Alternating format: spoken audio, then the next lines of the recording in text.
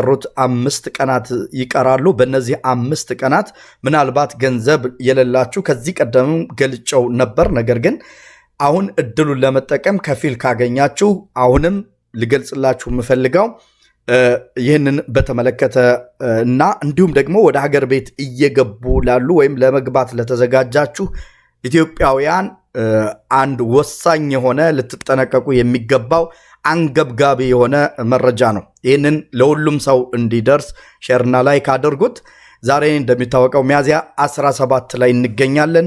የሳውዲ አረቢያ መንግስት የምህረት አዋጁን ሊያጠናቅቅ 5 ቀን የቀረው ሲሆን ከ5 ቀን በኋላ ይራዘም ወይም አይራዘም የሚለው የሚታወቅ ነገር የለም። ነገር ግን በዚች 5 ቀን ውስጥ ገንዘብ የሌለኝ ሆኖ እንጂ አስተካከል ነበር የምትሉ ካላችሁ 2000 ሪያል የጀዋዛት በማስገባት የነቅል ማለት ነው ወይም ደግሞ ስፖንሰር የመቀየሪያ አንድ ጊዜ ከሆነ 2000 ነው። ሁለተኛ ከሆነ ግን 4000 በማስገባት ነቅል ማድረግና ገንዘቡን ቀስ ብላችሁ ከስፖንሰራችሁ ጋር በመስማማት መክፈል የምትችሉ በመሆኑ ይህንን እድል ለመጠቀም ዜጎች ይህንን እድል ለመጠቀም 2000 ሪያል ብቻ በኢቃማችሁ ትሰድዳላችሁ። ራሳችሁ መሰደድ አለባችሁ። ብዙዎቻችሁ ለስፖንሰር ወይም ለደላሎች ወይም ለመክተቦች ገንዘቡን አትስጡ። እናንተ በምታውቁት መክተብ ሂዳችሁ ራሳችሁ ትሰድዳላችሁ።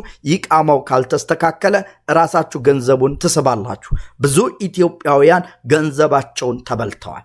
ቀድማችሁ አጠቃላይ ሂሳብ አትስጡ። ከፊል ነቅል መሆኑን ሳታረጋግጡም ቀድሚያ ብር የሚጠይቃችሁ ከሆነ ሊበሏችሁ ይችላሉ። ምክንያቱም እናንተ ስፖንሰር ውስጥ ገባችሁ ማለት ያው በሱስ ቁጥጥር ሆናችሁ ማለት ስለሆነ የትም እንደማታመልጡ ይታወቃል። ነገር ግን ቅድሚያ ብር ከሰጣችሁት ከዛ በኋላ ያለው የእምነት ጉዳይ ነው። አንዳንድ ጊዜ መሸወዶች እየሰማው ስለሆነ ነው። ይህንን በተመለከተ በዚሁ ቋጫለሁ። አጠር አድርጌ ነው እኒህ 2 ነጥቦችን የምገልጽላችሁ። አሁንም 5 ቀን ቀርቶታል። ሊራዘምም ላይራዘምም ይችላል። አሁንም ከዚህ ከምህረት አዋጁ ወደ ቃማችሁ የተበላሸ ረስሚ ወይም ደግሞ በቀጥታው የማይስተካከል ቢሆንም ነገር ግን ሙዓግቦች እያስተካከሉ ስለሆነ ይህንንም እድል መጠቀም የምትፈልጉ በዚህው አጋጣሚ እንዲሁም ደግሞ ቁጥሩ ሳይወጣ ነው እኔ የጠፋሁት ቁጥሩ የለኝም የምትሉም እንዲሁ በሙዓግብ በኩል እየተስተካከለ መሆኑ ይታወቃል። ነገር ግን ረስሚ የሆነ በሲስተም ላይ ክፍት አይደለም። ይህንን እድሉን እናንተ መፈለግና መጠቀም ትችላላችሁ።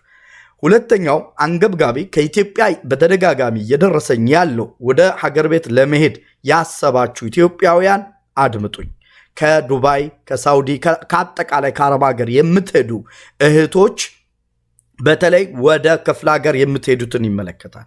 ወደ ክፍለ ሀገር በምትሄዱበት ጊዜ ትራንዚት ወደዛኝ እየሄዳችሁ እያለ አውሮፕላኗ ትንሽ ስለሆነች ሻንጣችሁን አንጡት ይሉና ከሻንጣ